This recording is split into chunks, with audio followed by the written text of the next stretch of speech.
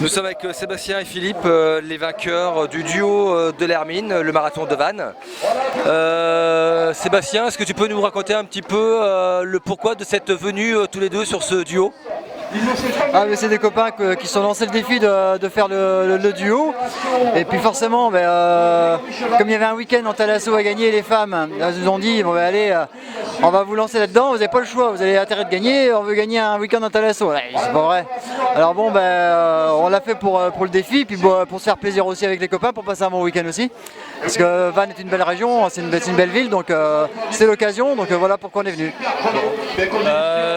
Donc Philippe, tu prends ce premier relais.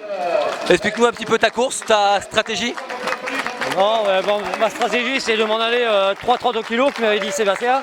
3,32 kg, ça fait 35 minutes au 10 000. Comme je tourne à peu près, pas maintenant, mais avant je tournais en 32 de 10 000. Alors, je pensais qu'à 3,30 ça passait. Et puis quand j'ai vu le parcours, parce que moi je suis un crossman, je ne suis pas un pista, quand j'ai vu le parcours qu'il y avait pas mal de vallonnés, pas mal de parcours comme un trail, ça m'a super intéressant, super bien. Et toi Sébastien, donc tu prends ce relais, que ça se passe comment toi au niveau de ta course? Alors moi j'avais une appréhension au niveau de la distance parce qu'on est l'un comme l'autre, on n'est pas du tout préparé pour faire du 20 ou du semi. Donc moi j'ai pris mon rythme comme pour faire un semi quoi. Après j'ai pas eu de coup de barre, rien du tout, ça s'est très bien passé, j'ai vu les kilomètres défiler assez vite.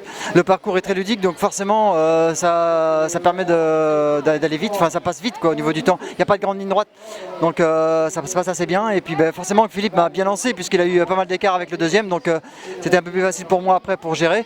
Mais malgré tout il y a quand même 20 km dans les jambes donc forcément à la fin c'est un peu plus difficile mais ça s'est globalement très bien passé.